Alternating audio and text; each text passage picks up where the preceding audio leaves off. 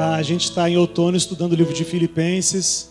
O título da sequência da série é Viver é Cristo, está no telão. E a gente tem compartilhado e conhecido os conselhos que Paulo deu e as exortações que Paulo fez à igreja de Filipenses, sendo a igreja de Filipenses talvez a igreja mais madura do Novo Testamento, do que a Bíblia apresenta. Então, outono é maturidade, e na maturidade do outono nós estamos discutindo Filipenses, que é uma igreja madura, a igreja que nós queremos ser, amém, irmãos? Outono é época de fruto, é chegada a hora de fruto. Aí, para quem não sabe, por que eu chamo o Lucas para vir aqui? Por que eu chamo o Lucas? Não fica legal o Lucas aqui do meu lado? Não fica bonito? Fica bonito? Não sei. Fica bonito. Mas tem uma explicação por que eu chamo ele. Porque eu sou o cara, como pregador, eu começo a pregar, eu tenho um alvo lá. Só que eu começo a achar as coisas interessantes durante o caminho meu até o final do alvo, que eu me perco nas minhas vicinais e deixo o caminho principal. E aí o Lucas fala assim, não, vem aqui, pai. Ele me puxa e nós... O Lucas aqui do meu lado é a certeza da pregação cumprida. Certeza de que tem alguém tentando, não necessariamente consiga. Bom, vou falar então agora sobre Filipenses, tá bem? Amém, perfeito. Primeiro, ele falou aqui agora, presta atenção. Só para você saber, dá um gole d'água para mim. Só para você saber, Filipenses é uma das cartas de Paulo. Paulo escreveu essas cartas, algumas delas, a grande parte das cartas que Paulo escreveu preso. Então, foi estratégico as prisões. Deus permitiu que ele ficasse preso. E lá na cadeia é que então, lá na prisão que ele estava, é que ele escreveu essas cartas. Por exemplo, Romanos, a carta que ele escreveu, ele não estava preso quando escreveu Romanos. Mas outras cartas que ele escreveu, por exemplo, Filipenses, ele escreveu da cadeia. Esse livro que nós estamos falando. Colossenses, também da cadeia. Filemão, também da cadeia. 2 Timóteo, também da cadeia. Na minha opinião, Hebreus, quem foi que escreveu Hebreus, Lucas? Na minha opinião também é Paulo também, Hebreus. Ainda que a Bíblia não dê essa certeza. Por que você acha Paulo? Pelo jeitão, pela densidade doutrinária, me parece. Estilão dele. É muito legal. E o escritor de Hebreus também estava preso, também estava em Roma e tudo mais. Bom, Filipenses é uma dessas cartas que ele escreveu na cadeia. Só pontuar que ele não estava preso porque ele roubou alguém, amém, irmãos? Estava preso pelo Evangelho. É bom pontuar isso porque você falou que Deus usou da prisão dele, mas ele foi preso injustamente, amém. Assim como mataram Jesus injustamente. O mundo é tudo contrário à palavra de Deus. Filipenses é uma carta, eu diria que de destaque com relação ao povo que leu. Aquilo que Paulo escreveu, o povo de Filipos, um povo diferenciado. As características de Filipenses, Lucas. 3 características o pastor Eros levanta como principais aqui da igreja de Filipenses. Preste atenção, rapaziada.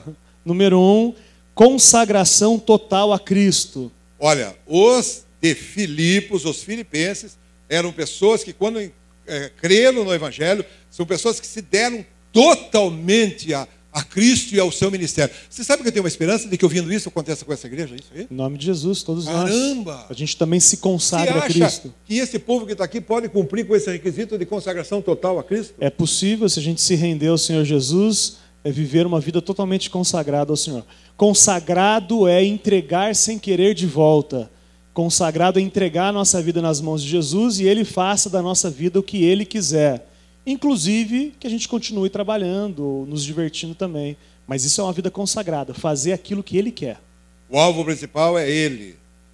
O principal é Ele. Todas as coisas que você faz voltado para Ele. Tudo é Ele. Consagração toda. Eu fico pensando que aqui na igreja, se um grupo daqui ouvisse a nossa pregação, Lucas, e eles aceitassem o desafio, e Lucas, o que aconteceria com a igreja aqui se isso acontecesse, Lucas? Tem uma frase de um irmão que diz assim, me dê 100 homens que não temam nada a não ser o pecado e não desejem nada a não ser Deus, que eu vou mudar o mundo. John Wesley disse isso? Olha, você pode achar... Aqui tem mais de 100. Tem mais de 100. Você pode achar que... Tirou a fotografia tudo, filho? Você pode achar que talvez você não seja importante, mas eu digo para você que se você ouvisse essa pregação hoje, e você chegasse e saísse desafiado, eu vou dizer para você que grandes coisas o Senhor tem para fazer no nosso meio, em nome de Jesus. Amém. Filipenses, ele foi fundado. Quantas viagens missionárias Paulo fez? 3. Foram 3 viagens relatadas. Eu acho que tem algumas viagens menores que não está relatado, mas são 3 viagens que Paulo fez. Filipenses nasceu na segunda viagem. Ele para você, eu acho que eu tenho tempo de falar isso rapidinho.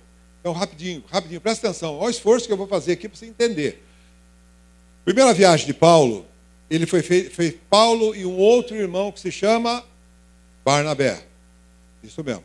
Paulo e Barnabé. Eles fizeram a primeira viagem, tiveram um circuito dessa viagem.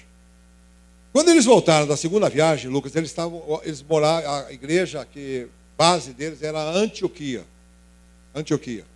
E aí o seguinte, quando eles voltaram da primeira viagem, eles encontraram uma novidade. Você sabe qual a novidade é? A novidade que ele encontrou em Antioquia. Alguns irmãos judaizantes. Isso mesmo. É uma questão da religião. Presta atenção. Parece que a coisa sempre é assim. A coisa gira, e o grande problema da oposição da igreja são os falsos irmãos ou o movimento religioso, que está muito mais preocupado com o formato do que com o conteúdo. Muito mais com o exterior do que o interior. Lembrando, evangelho, preste atenção. Você trabalhar com as pessoas, no sentido de pegar e deixar que elas peguem e façam coisas, porque você administrou, por exemplo, uma pessoa que fuma, que bebe. E aí? Você vai dizer para ela assim, olha, você deixe de beber e deixe de fumar. Isso é pregação do evangelho? Não. Não é. Porque ainda que ela deixe de beber e fumar, ela continua indo para o inferno. Eu não acesso o céu por deixar de fazer as coisas erradas. Eu acesso o céu, me dado acesso ao céu quando eu creio na graça de Deus. Consequência de crer é eu abandonar hábitos que não são coerentes. Por exemplo, fumar, por exemplo, beber exageradamente, por exemplo, ir ao rodízio semanalmente, também é uma coisa que deve ser abandonada. Amém, irmãos? É verdade. É que esses pecados a gente não leva em conta, mas, né, Lucão? Eu preguei em São José ontem, Lucão foi. É isso. Não, quer dizer, então não podemos mais ir no rodízio? Deve ir no rodízio pela variedade, não pela quantidade. Aí pode ir. Agora ir para dar preju, não. Presta atenção. A pregação do evangelho, ela traz o resultado de dentro para fora.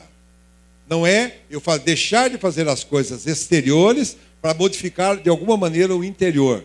O evangelho ele atinge a minha consciência. E em função disso eu vou deixar das coisas que eu sou viciado naquilo, como as obras da carne. Aquilo que não agrada a Deus e que eu não tenho domínio sobre. Eu só deixo a palavra sempre dá uma relevância em 5 aspectos. Ele diz assim na sequência de Romanos, ele diz assim, não adulterarás, não matarás, não furtarás, não dará falso testemunho, não cobiçarás. Há uma série de coisas que, se as pessoas tentarem conseguir isso humanamente falando, de alguma maneira, seja por remédio, seja por droga, seja por muito conselho e muito falar, se tentarem, vai conseguir, Lucas? Não vão conseguir, e se conseguissem, não seria causa de salvação. Não consegue. Porque senão alguém em coma seria salvo, alguém que não peca, está em coma, seria salvo e não faz sentido. A salvação não é por deixar de praticar coisas erradas. E não vai conseguir. E não vai conseguir. E não vai conseguir. E não vai conseguir. E não vai conseguir. O adúltero, se não conhecer o Senhor, ele continua adúltero. E é verdade. O que rouba, se não conhecer o Senhor, ele vai fazer um esforço de começo, volta a roubar e tudo mais. As coisas, impressionante isso. O corpo, os meus membros, ele empurra para o pecado. Não tem jeito. Assim, olha, o seu corpo, o desejo do seu corpo é fazer coisa errada. No escuro, escondidinho. Isso dá um prazer. Lucas, isso dá um prazer de fazer a coisa escondida, cara. Isso é o corpo do pecado. Quando Cristo vem viver a sua vida em mim, essas coisas estão num outro plano e de uma outra maneira. Por isso, Lucas, Amém. Eu só acredito em homem fiel e mulher fiel que conhece a Deus. Amém. Fora disso, sujeito a grandes cantadas aí é perigoso. Fora do evangelho, o que faltou foi boas oportunidades. Isso aí. Talvez não foi o Richard Gere que cantou ela, senão. ao texto, vamos lá. Ele voltou na segunda viagem, ele veio na segunda viagem, encontrou lá, voltou na primeira viagem, encontrou lá essa questão dos judaizantes. Judaizantes, eles diziam assim, olha, é bom crer, mas além de crer tem que ser circuncidado. Porque se não circuncidar, ainda que creia, ele não é salvo. Que é um problema que a igreja hoje moderna também tem. Você precisa crer e mais fazer isso. Você precisa crer e mais aquilo. Tem as regrinhas, cada religião, ou mesmo muitas denominações também trazem isso. Além do evangelho, você precisa também usar determinada roupa, os cabelos crescerem, etc, seja o que for. Então, por esse jeito, esse não é o caminho adequado para aquele que crê. Esse não é o caminho.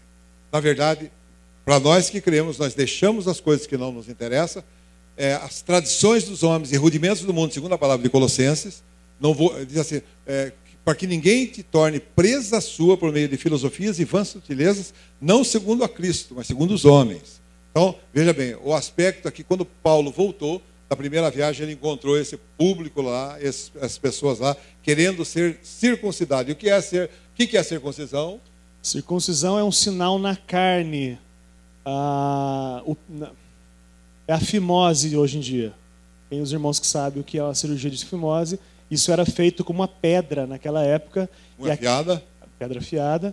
E aquilo, o que significava a circuncisão? Era um sinal visível de que eu pertencia ao povo de Deus. Isso já não existe mais, e Paulo vai construir dizendo que a circuncisão, ou seja, o sinal de que você pertence ao povo de Deus, não é uma circuncisão exterior, mas é uma circuncisão no coração. Amém, irmãos? Amém? Então vamos embora. Fundada na segunda viagem missionária. E outra coisa, é tanta coisa para falar, Lucas. Então vamos lá. Misericórdia. Então você disciplina aí. Amém. Olha aqui. Veja, ele pegou, e quando ele chegou isso, o que ele fez? Ele chegou e falou assim, vocês são loucos, não tem nada que circuncidar. E se vocês se deixarem circuncidar, vocês caíram da graça. Então acabou para você. E aí então, o povo lá, eles aceitaram? Não, eles queriam ouvir a opinião das colunas da igreja. Falou assim, olha Paulo, você é muito novo, não serve não. Nós não acreditamos. Falei, então só tem um jeito, vamos lá, os colunas da igreja, vamos lá em Jerusalém, e lá eles vão dizer para nós se tem que circuncidar ou não. E aí? Aí eles foram, e aí os irmãos, de forma absolutamente coerente, entendendo a graça que nos assiste hoje, disseram que não era necessário mais os gentios se circuncidarem, e deu uma lista das coisas que deveriam lembrar, e aí Paulo volta, já com alguns outros irmãos, para ratificar a palavra dele. Exatamente, voltou de Jerusalém, com mais 2 irmãos reconhecidos que já tinham exposto a sua vida por Jesus. Esses 2, Judas e Silas, que é? Silvano. Ele não sabia que Silas é Silvano. Silas e Silvano é a mesma coisa. Silas quando você fala em Silas, quando você fala de Silvano, é a mesma coisa. Pronto. Eles voltaram. E foi uma ação de Deus, porque como houve um problema entre Paulo e Barnabé. Paulo e Barnabé brigaram por causa de João Marcos. João Marcos tinha abandonado eles na primeira viagem missionária, e agora Barnabé queria levar João Marcos de novo, e Paulo não queria que levasse. E eles brigaram, segundo o original do texto, diz que eles brigaram até quase a vias de fato, até quase um sair na mão um com o outro. Olha, e aí eles se separaram, estou acelerando, tá? Bom, e aí Barnabé voltou pelas mesmas igrejas da viagem missionária, da primeira viagem missionária, e Paulo, para se manter distante, foi por um outro lado, conhecendo e pregando para outras igrejas e plantando outras igrejas. Na segunda viagem de Paulo, então, foi Barnabé de um lado e Paulo foi para o outro lado com Silas. E eles fizeram um outro caminho, e eles começaram por Derbe. Derbe foi onde eles conheceram um jovenzinho. Quem é esse jovenzinho? Pequeno Timóteo. Eles conheceram Timóteo. Timóteo foi o grande companheiro de Paulo na vida, filho dele, filho espiritual dele, e eles foram-se embora.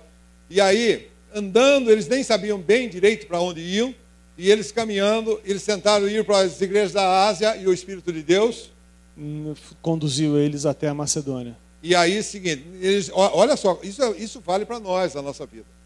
Algumas vezes nós não temos, sabemos que devemos ir, mas não sabemos de que jeito ir. E aí o Espírito de Deus que nos acompanha, ele diz assim, olha, é por aqui que você tem que ir. O Espírito de Deus nos leva, ele nos encaminha, ele nos dirige, Lucas. Se nós cremos, nós temos o Espírito Santo em nós. É isso. E diz a palavra em Isaías 30, de que o Espírito parece que está atrás de mim. Fala assim, não ande nem para a direita, nem para a esquerda, ande para frente. Esse é o caminho. Lá está em Isaías 30, está escrito isso. E aí então... Só antes de falar, pastor, desculpa te cortar. O tempo? Estou tentando. Nós não cremos que Deus quis que Paulo e Barnabé brigassem. Isso é carnalidade, amém, irmãos? Nós não cremos que Deus fez eles brigarem. Mas nós cremos num Deus que tem por hábito transformar a maldição em bênção. Isso é chique, hein? Isso é chique. Repete que eles não viram, estão dormindo. Fala de novo. Nós cremos num Deus que tem o hábito de transformar as nossas loucuras, as nossas mazelas, aquilo que era para ser para destruição nossa, ele tem por hábito transformar em bênção. Então, a partir daí, o diabo fez esse rebuliço entre Paulo e Barnabé, e Deus fala assim, eu vou mostrar como é que transforma tudo isso em bênção, aí planta um monte de igreja, e nasce um monte de gente de novo, gente que vai morar no céu com a gente no futuro. Por isso que a palavra fala que tudo concorre para o bem daqueles que Todas amam. as coisas cooperam para o bem. Tudo concorre para o bem daqueles que amam a Deus. Presta atenção. Aí, então, Paulo foi impedido de ir para a esquerda e para a direita. E ele estava de noite dormindo numa cidade chamada Troade, na casa de Carpo, Troade. Ele chegou lá, parou, não sabia. E agora? E agora? O que vamos fazer? Aí ele de noite teve uma visão. E na visão apareceu um homem para ele e disse assim, passa a Macedônia e ajuda-nos. E Filipos é o primeiro distrito, lugarejo que tem da Macedônia. Logo que foi o primeiro lugar, foi a primeira igreja implantada na segunda viagem missionária. Amém. Tem alguns casos importantes de Filipos que a gente sempre lembra. Os irmãos que já leram a Bíblia algumas vezes vão lembrar de Lídia, que era uma irmã que tinha um desejo de conhecer, e o Senhor vai lá e converte ela. Também o carcereiro que crê, e toda a sua família também crê, era também dessa região. E um caso que é lindo, é fantástico de lembrar, é a disponibilidade dos irmãos pobres. Isso. Eles se levantaram na sua pobreza e se engajaram no reino de Deus, e entregaram-se totalmente ao Senhor, que é a coisa que a gente tem que fazer, irmãos.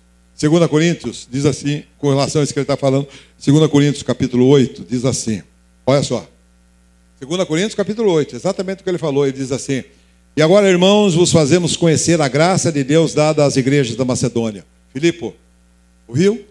O que aconteceu? Em muita prova de tribulação, olha só, olha o perfil desses homens lá de Filipos, olha só, em muita prova de tribulação houve abundância do seu gozo, e a sua profunda pobreza, louco, Lucas, esse cara era pobre, rapaz? Profundamente pobre. Sua profunda pobreza transbordou em riquezas da sua generosidade, pois segundo as suas posses, o que eu mesmo testifico, disse Paulo, e ainda acima delas, deram voluntariamente. E olha a disposição dos caras, pedindo-nos com muitos rogos o privilégio de participarem desse serviço que se fazia para com os santos. E não somente fizeram como nós esperávamos, mas a si mesmo se deram primeiramente ao Senhor e depois a nós, pela vontade de Deus. Caramba, vocês não entenderam esse texto. Não, eles não entenderam bolhufa. Vamos lá.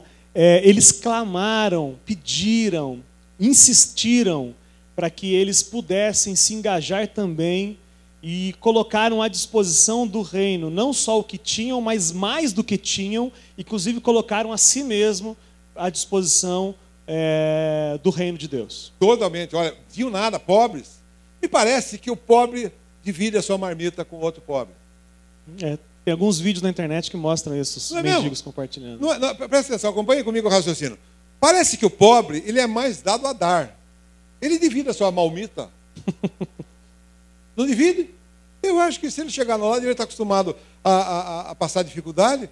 Ele vê uma pessoa sem comer lá, fala, come uma beirada aqui, pega uma colher, vamos comer junto aqui. Não, tem vídeo na internet assim, o cara chega pra gente arrumadinho e fala, pô, dá um teco do seu lanche aí, eu dou um pedaço do seu...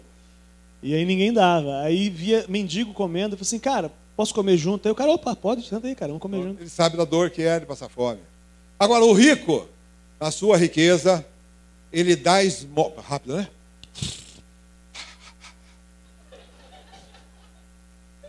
Ele vai dar esmola, ele vai dar do que sobra, nunca do que divide. Olha, o rico não divide, o rico dá do que sobra. É verdade isso? Isso é verdade. Quando dá. É verdade. E aí, presta atenção. Por que acontece isso? Porque o pobre, ele só tem uma possibilidade. Confia, ele só pode confiar no Senhor. E o rico, ele confia no quê? Nas riquezas. Evidente que existem alguns ricos que não confiam nas riquezas, existem alguns pobres que confiam no dinheiro que não tem. Mas, como regra, quem tem dinheiro confia no dinheiro e quem não tem que confiar no Senhor, porque não tem outro caminho. E aí passamos a entender o seguinte: na exceção, existem ricos, como ele falou. Agora, na regra do jogo, se eu me aproximo de Deus estando pobre e eu confio nas riquezas sendo rico, qual é o conselho que você daria a alguma pessoa? Que ela deveria querer ter dinheiro, ser rico ou ser pobre? Essa é a pergunta dele. Se eu tenho dinheiro, confio no dinheiro. E se eu sou pobre, eu confio no Senhor. Qual conselho você daria para alguém? Difícil, dolorido. A irmã está querendo ainda insistir que ter dinheiro e não confiar no dinheiro. Amém. Deixa eu falar para você. Deixa eu falar para você. O pouco de dinheirinho que você tem é uma bênção para te manter no caminho do Senhor, rapaz. Você reclama, você queria comprar isso e mais aquilo. Digo para você que é a conta. Está louco de bom, tendo o que comer e o que vestir, se dê por satisfeito. Amém. Porque se você ficar, nós vamos terminar daqui a pouquinho, se você pegar e uma vez que, e é isso mesmo, o rico tem, e quanto mais tem, mais quer. Porque a cidade fortificada do rico é a riqueza. Nesse sentido, meu irmão, escute essa. É bom você ser pobre. Vou orar para você ser pobre. Puxa vida, se você vai confiar no Senhor, eu vou dizer para você assim, melhor que você seja pobre. Melhor que tenha falta. Se isso te leva a depender do Senhor, melhor que seja assim. Dirce, concorda comigo? Ah! Agora, se você tem algum dinheiro, é melhor você aprender a ser generoso com o dinheiro que você tem. Aí você aprende. Mas se eu tivesse que escolher, seja pobre. Mas aprenda a ter o dinheirinho aí e consumir. Sendo assim, eu queria que os irmãos abrissem Filipenses 2, 1 a 4. Vamos lá. Se, por estarmos em Cristo, nós temos alguma motivação, alguma exortação de amor, alguma comunhão no Espírito, alguma profunda afeição e compaixão, completem a minha alegria tendo o mesmo modo de pensar, o mesmo amor, um só Espírito e uma só atitude. Nada façam por ambição egoísta ou por vaidade, mas humildemente considerem os outros superiores a si mesmos. Cada um cuide não somente dos seus interesses, mas também dos interesses dos outros. Olha, maravilha, maravilha. Essa carta aos Filipenses, ainda que Filipenses já fosse, nós já dissemos como eles eram, Paulo ele não dá moleza não, e ele chama a atenção para que as pessoas tenham um propósito, continuem no crescimento e num propósito cada vez mais de ter uma comunhão com o Senhor e intimidade com o Senhor. Ele diz assim, não pense somente nas suas coisas. Ô, Lucas, você que é profeta, você acha que o pessoal aqui é muito egoísta e só pensa nas suas coisas? Deixa eu ouvir a voz do Espírito. Veja lá. Sim, tem alguns egoístas aqui. Peraí. É isso mesmo, é isso que está ali mesmo. É verdade. Falou isso mesmo. Cara, olha, presta atenção. Essa pregação, ela tem o objetivo seguinte, de tirar você do lugar cômodo que você está. Olha, deixa eu falar para você, presta atenção. Você não pode mais ser essa pasta. Fala para eles, o que é pasta? É essa moleza que você é. Nossa, essa falta de densidade de reino em você. Você precisa assumir o seu lugar no corpo. E ir à luta, e você tem que abençoar e tudo mais, você tem que se dedicar, você tem que, uma palavra assim, literal, consagrar. Você precisa sair do seu estado e parar de pensar somente nas suas coisas. A igreja moderna tem a tendência de consagrar coisas. Uma vez eu fui tocar uma música que não era uma música cristã, num violão, e o cara falou, não pode tocar porque este violão é consagrado. Toda a concepção do evangelho é que nós somos consagrados e aquilo que nós usamos vai ser usado também para o Senhor. Amém, rapaziada? E olha só, não pode haver, e diz assim na sequência assim, cada um considere o outro superior a si mesmo. Faço isso? É impossível. Cara, é inimaginável que exista um ranking celestial. E nesse ranking celestial eu quero me posicionar cada vez mais em cima e cada vez mais perto do topo. Isso é o espírito da palavra de Deus? Não. Por favor. Cada um considere o outro superior. Cara, o reino de Deus não há estrelas. No reino de Deus não há melhores. Eu tenho essa renca de filhos que eu tenho. Você acha que entre eles, essa renca de filho, você acha que eu vou amar mais um do que o outro? Que eu vou achar um mais importante do que o outro, se todos são filhos? Dessa maneira, eu só para não te eximir da responsabilidade que você tem. Se imagine, presta atenção. Quando eu digo assim, de você se dedicar, vamos fazer um exercício aqui.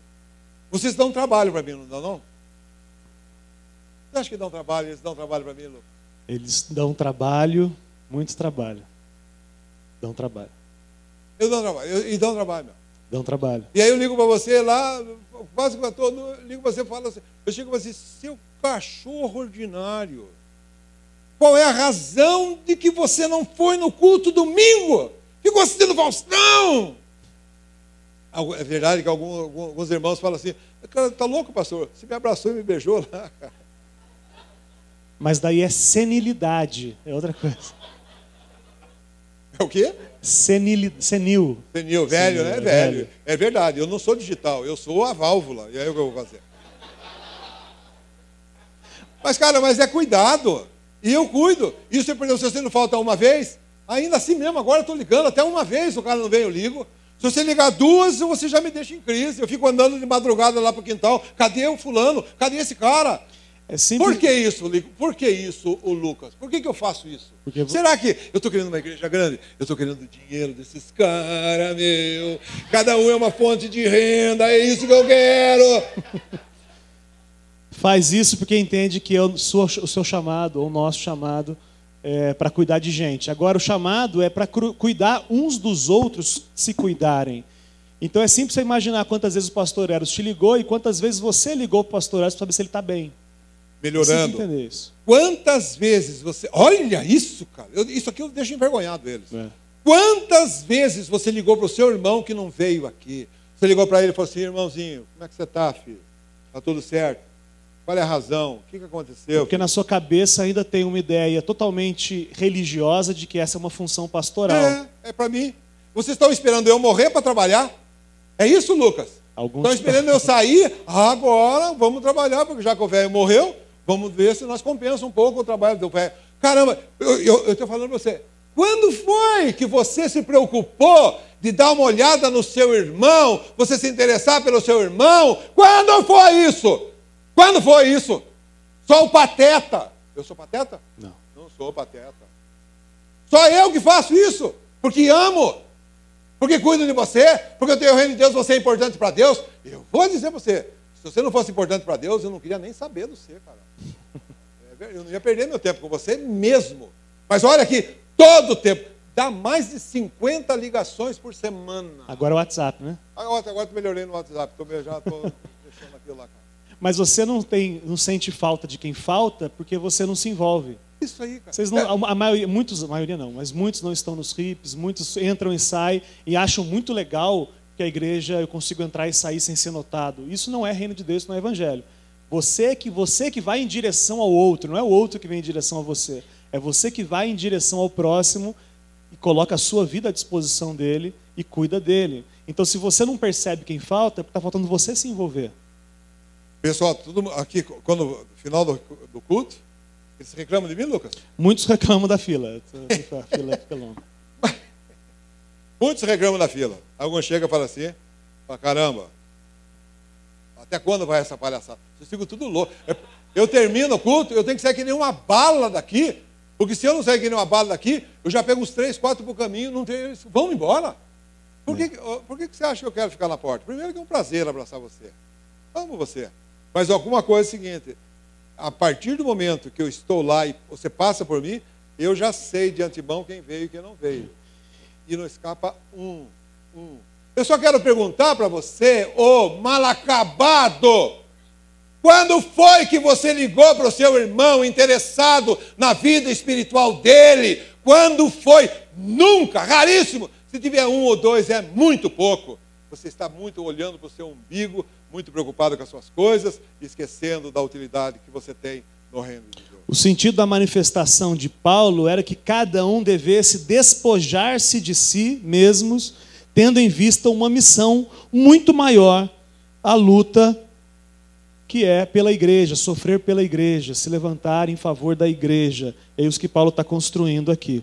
Aí você chega e diz para mim, demorou! Agora vamos então a ativismo. Vamos dar trabalho para esse povo. É isso, Lucas?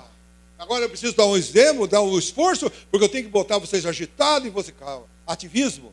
Lucas, ativismo. Eles não entendem. Ativismo é você trabalhar muito por Jesus e não com Jesus. Então alguns estão pensando assim, o Eros está levantando, o Lucas está se levantando para ativistas no nosso meio. Deixa eu falar uma coisa, irmãos. Se tiver um ativista entre nós, a gente vai ser os primeiros a dizer, segura um pouco, irmão. Vai para sua casa agora, vai comer uma pizza com a sua família agora. Só que não tem, são pouquíssimos que eu deveria tratar ativismo. A grande maioria está recebendo muito. E se recebe muito e não leva aos outros, fica obeso espiritual. E é uma desonestidade. Eu recebo a vida do Senhor com o propósito de anunciar a palavra de Deus e eu fico cuidando dos meus negócios. Eu fico só olhando para mim. Cara, escuta, eu fui chamado, nós vimos hoje, 1 Pedro 2,9, assim, vós sois a raça eleita, o sacerdócio real, a nação santa, o povo adquirido, para que anuncieis as virtudes daquele que vos chamou das trevas para a sua maravilhosa luz. O propósito de Deus é único. Já uma vez que você está salvo, uma vez que você está tendo uma vida abundante, puxa, é mínimo que alguém também tenha a mesma vida que você tem experimentado, não é assim? E aí eu fico quieto. Eu não estou falando de ativismo. 1 Coríntios capítulo 15, versículo 10. 1 Coríntios 15, 10 diz assim: mas pela graça de Deus, sou o que sou. Presta atenção. E a sua graça para comigo não foi vã. Para você também, você pode dizer isso? Amém. Antes, isso aqui não é ativismo. O Nancy é pelo Espírito de Deus, é dedicação ao reino, ao exército de Deus, ao corpo, ao reino de Deus. Ele diz assim, antes trabalhei muito mais do que todos eles. E ele diz assim, todavia não eu, mas a graça de Deus que está comigo. Meu Deus, presta atenção. Eu gostaria muito de você, meu irmão, que você se interessasse pelo seu irmão. Que não fosse só eu que estivesse incomodando e dando cutucão nele, dizendo, olha, esse é o caminho, ande nele. Você cuidar de outros irmãos que possam estar chegando, orientar e ser uma bênção para ele. Eu não sou importante. Você é tanto quanto eu para Deus, tão importante para Deus quanto eu sou importante. Não se esconda da sua responsabilidade. Viver isso que nós estamos falando aqui, além de ser uma ordem, e além de ser um prazer, é extremamente eficaz. Porque as pessoas virão na medida que a gente se ame. Tá certo, português? Quanto mais a gente se amar, mais as pessoas vão reconhecer Jesus e que existe um Deus único e verdadeiro e vão desejar o mesmo evangelho que nos salvou. Entende? Isso é bíblico, irmãos.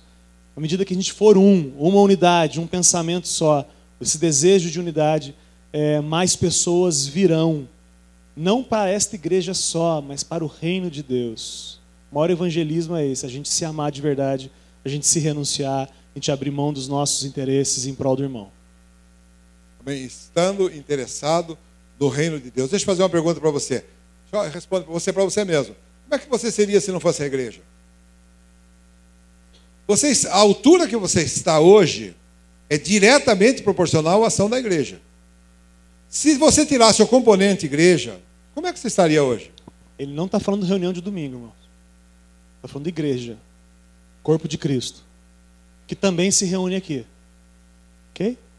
Como é que você estaria? Porque, na minha opinião, eu acho que você concorda comigo, você está na altura que você está por causa da igreja. Que eu vi um irmão, um amigo do caminho, que andou com você, que orientou, que exortou você, que chamou a atenção, que pregou a palavra, que ensinou você e tudo mais. Raríssimas exceções, Jesus apareceu em sonho para alguém, essa pessoa creu. Se você está aqui no reino de Deus, alguém pregou para você, alguém cuidou de você e tem cuidado para que você amadureça. Olha, verdade, presta atenção. A minha primeira experiência com Deus, o dia que eu percebi, que eu soube que Jesus estava vivo, foi uma irmã, uma ex-macumbeira, que saiu do Rio e veio pregar aqui na Igreja Metodista do Brasil, aqui no centro. Através da pregação da irmã, o Espírito de Deus mexeu na minha vida E olha, a gratidão que eu deveria ter por essa irmã Otília, nunca mais, já é morta, mas pouco tempo eu a vi aqui nesse mundo. Mas eu vou dizer para você, a utilidade que foi a irmã na minha vida. Se não fosse ela ter saído da sua zona de lazer, e não, olha, veja a sua história. Você está no Senhor porque houve um atrevido, um irmão que chegou perto de você, pregou para você, cuidou de você, como uma mãe a um recém-nascido. E aí você está nessa altura. E hoje você entende assim, de que a vida que você tem hoje é a vida para você viver para você mesmo. Você não acha isso uma loucura, não? Você não se envergonha disso, não? De você, depois de tantas pessoas amarem você, cuidar de você, você entender agora que a sua vida é para você. E esse é o texto que acabamos de ver aí, de Filipenses capítulo 2, quando ele diz assim, não pense só nas suas coisas. Não esteja só se preocupando com as suas coisas. Considere o seu irmão superior a você. E amém. Eu queria muito que nessa pregação você tivesse consciência e assumisse o seu cuidado, o seu zelo. Eu queria, Lucas, que esse pessoal se preocupasse com o seu irmão que está ao lado. Será que eles entendem isso? Eu acho que eles entendem e a gente precisa ajudar eles a deixar isso mais prático. Às vezes alguns estão dizendo assim, eu quero ajudar, mas eu não sei como. A gente vai ter que deixar um pouco mais prático. Mas é simples assim. Você acha que tem método para isso? Será que tem método para alguém chegar e virar para o outro e falar, escute, eu não te vi domingo. Eu não te vi domingo. Está tudo bem com você? Está tudo certo? Eu estou com uma dificuldade, outra aqui, tal coisa. Cara, será que é tão difícil fazer isso? Não é. O que falta é mesmo interesse. E aí, eu gostaria muito que essas coisas não continuassem assim. Que você tivesse essa preocupação de zelar pelo seu irmão, porque isso é agradável a Deus. E olha, o cuidado que particularmente eu dispenso a vocês, porque eu julgo que Deus está nesse negócio. Eu julgo que Deus se agrada disso. Tudo isso para tirar você do seu estado de comodismo e começar a ser uma pessoa muito mais ativa no Senhor, não ativismo, mas no Senhor por conta do reino de Deus. O reino de Deus precisa de cuidadores, precisa de pessoas que se interessem uns pelos outros, que se amem uns aos outros. Deve haver essa correlação entre a dinâmica, a circulação do sangue de Jesus em toda a nossa relação. A Bíblia fala que não é certo, é uma frase difícil. Não é lícito atar a boca do boi que debulha. É muito difícil de entender isso, mais ou menos assim, o boi que trabalha na colheita, deixa ele comer também. E ele fala isso quando ele está falando sobre liderança, sobre irmãos que ajudam irmãos. O que eu estou dizendo é que talvez você esteja olhando e falando assim, mas eu não estou pronto ainda, porque tem algumas mazelas aqui em mim que só Deus sabe, e que eu preciso curar isso no Senhor antes de ajudar os outros. Mas a palavra de Deus é bem clara quando ela nos ensina que muitas das nossas mazelas serão curadas enquanto nós servimos os irmãos. Quando eu me disponho a ajudar, eu sou ajudado. Quando eu me disponho a consolar, eu sou consolado. Quando eu me disponho a exortar, eu sou exortado, etc. Eu queria terminar, eu acho que nem vou falar de dinheiro aqui, acho que acabou mesmo. Tinha mais algumas coisinhas, mas não conseguimos cumprir o prazo. Não, foi muito bom. Foi bom, né? Acho que esse final foi não legal, era para agora, foi ótimo. Vamos parar por aqui, eu ia falar a respeito de situação financeira do mundo, mas depois...